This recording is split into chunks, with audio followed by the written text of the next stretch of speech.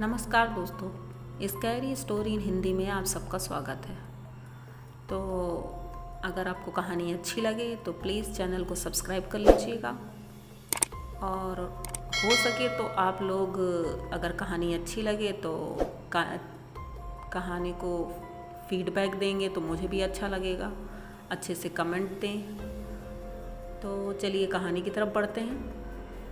आज की कहानी हमारी एक मित्र हैं सीलू, उन्होंने बताई जो कि मुझे नहीं पता थी और आज ही उन्होंने मुझे ये अपनी पूरी कहानी बताई जो कि उनकी ज़िंदगी के 5 साल बेकार हो गए। अच्छा, उस समय मैं उनसे मिल भी नहीं पाई थी, इसलिए मुझे पता नहीं था कि उनके साथ ऐसा क्या हुआ था। और जब मैंने ये कहानी सुनी तो मुझे लगा आप लोगों को भी सुनानी चाहिए ऐसी कहानी। तो उन्हीं के पॉइंट ऑफ व्यू से मैं आपको ये कहानी सुनाती हूँ। तो बात है वही सन 1994 की और मैं 8th क्लास में पढ़ती थी। तो मेरी उम्र लगभग 13 साल के आसपास थी। मैं उस वक्त इतनी समझ नहीं थी, 8th क्लास में थी कि क्या कैसे होता है। हाँ, अपनी पढ़ाई में मस्त रहना, खेलना कूदना, यही सब करती थी। मेरे पापा एक सरकारी कर्मचारी थे, तो हम एक सरकारी कॉलोनी में रहते थे। मेरे एक बहन, एक भाई, मम्मी पापा, हम सब एक साथ उस कॉलोनी में रहते थे। एक दिन अचानक ऐसा हुआ कि हमारी कॉलोनी में ही एक महिला ने सुसाइड कर लिया, अपने आप को गोली मारकर। तो उसके बाद पूरी कॉलोनी में बहुत सन्नाटा सा हो गया, सब परेशान थे। कुछ दिनों तक ऐसा ही माहौल रहा। उस बीच ना तो किसी ने कोई त्यौहार सेलिब्रेट किया, कुछ भी नहीं, सब शांत रहते थे। लेकिन धीरे धीरे सब नॉर्मल होने लगा। जब नॉर्मल होने लगा तो हम लोग भी स्कूल जाने लगे अच्छे से, सब लोग खेलने कूदने लगे, सब कुछ ठीक ठाक चल रहा था। एक दिन अचानक रात में मैं अपनी मम्मी और अपनी बहन के साथ सो रही थी, तो मुझे ऐसा लगा आधी रात होने के बाद कि ऊपर से कोई चीज़ आ कर के मेरे ऊपर गिर गई। ऐसा लगा जैसे ऊपर से तेज़ी से कोई चीज़ आके मेरे शरीर के अंदर गिरी है या अंदर समा गई है, या ऐसा कुछ मुझे फ़ील हुआ। अच्छा, मैं सो रही थी लेकिन ऐसा लगा जैसे कोई चीज़ अंदर गई है, तो उसकी वजह झटका सा एक लगा। और मैं अपनी मम्मी को जगा रही हूँ, अपनी बहन को जगा रही हूँ, लेकिन कोई मेरी बात को सुन नहीं रहा है। मैं हिल भी नहीं पा रही हूँ, चिल्लाने की कोशिश कर रही हूँ लेकिन कोई सुन नहीं रहा है। तो अंदर से मुझे बहुत घबराहट हो रही थी। ये सिलसिला का थोड़ी देर तक चला, मान लो 15-20 मिनट तक ऐसे मैं पड़ी रही परेशान। उसके बाद जब मैं हल्का सा लगा कि कुछ हल्का महसूस हो रहा है, मेरी नींद जैसे आंखें खोली, मैंने मम्मी को टच किया तो मैं कर पा रही थी। फिर मम्मी से जाके लिपट गई और रोने लगी। तो मम्मी ने मुझे देखा कि क्या हुआ बेटा, तो मैंने कुछ बोला नहीं, बस मैं रोए जा रही थी। तो मम्मी ने जब मुझे टच किया तो देखा कि मुझे बहुत तेज़ बुखार था। उस बुखार की वजह से मैं एकदम कांप रही थी। अच्छा, मम्मी ने जल्दी से पापा को बुलाया और उसके बाद पापा ने डॉक्टर को फ़ोन किया। फिर हम सब लोग डॉक्टर के पास गए। वहाँ डॉक्टर ने मुझे देखा, बोला बुखार तो बहुत तेज़ है। अच्छा, दवाई वाई दी, उसके बाद हम घर चले आए। उसके बाद कुछ दिनों तक मेरी दवाइयाँ चलती रहीं और मैं कमज़ोर होती गई धीरे धीरे। तो पापा ने फिर बोला कि चलो किसी दूसरे डॉक्टर को दिखाते हैं और इनसे कुछ असर नहीं हो रहा है। तो वहाँ के एक बड़े हॉस्पिटल में लेके पापा मुझे गए, वहाँ दिखाया, ब्लड टेस्ट हुआ, सब कुछ हुआ। पता चला मेरे शरीर का ब्लड बहुत कम था। धीरे धीरे शरीर का खून जैसे कोई चूस रहा हो, इस तरह से हो रहा था कि कम होता जा रहा था। और उसकी वजह से मेरे वीकनेस हो रही थी, बुखार छूट नहीं रहा था, कितनी दवाइयाँ सब बेकार हुई जा रही थी। तो उन्होंने फिर बोला कि या तो इनको घर में ही इतने अच्छे से ट्रीट करो कि ब्लड चढ़ाने की नौबत ना आए, या फिर इनको ब्लड चढ़ाना पड़ेगा। अच्छा, पापा ने बोला कि नहीं, हम अच्छे से केयर कर लेंगे और खाने पीने का ध्यान देंगे इनको, तो हम मतलब जल्दी से ये सब कर लेंगे, वो ठीक हो जाएगी। तो मेरी बहन, मेरा भाई, मम्मी, पापा सब लोग मतलब इतनी मेरी केयर कर रहे थे।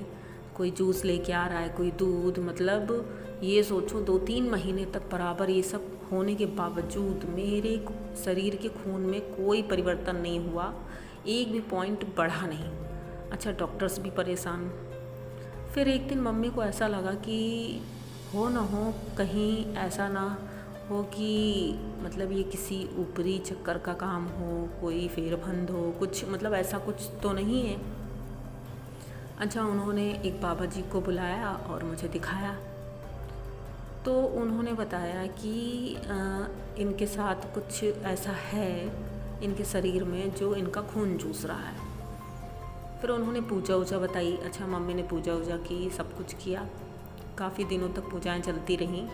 फिर धीरे धीरे मुझे आराम होने लगा। उधर दवाइयाँ भी चल रही थी और इधर ये पूजा पाठ भी हो रहा था बराबर। 1 साल बाद मतलब मुझे काफ़ी हद तक आराम मिल गया था, मैं ठीक होने लगी थी। तो 8th क्लास तो मेरा किसी तरह निकल गया।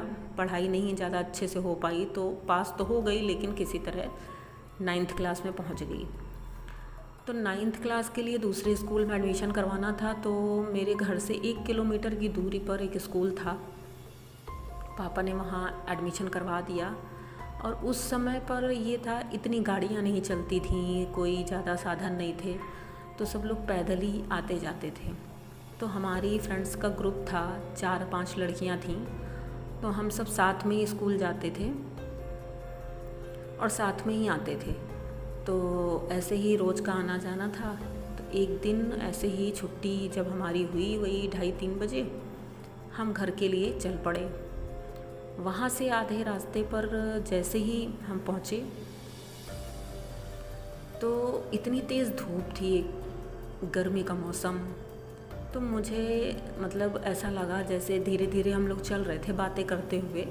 तो मेरी सहेलियाँ 2 आगे 2 पीछे, एक हमारे साथ थी। मुझे ऐसा लगा कि मेरे पीछे कोई चल रहा है।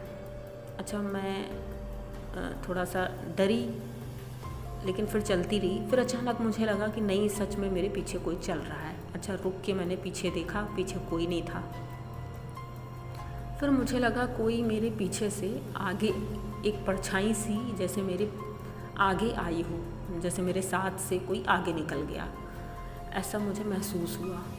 जब महसूस हुआ तो मैं थोड़ा सा ठिठक गई उस जगह पे।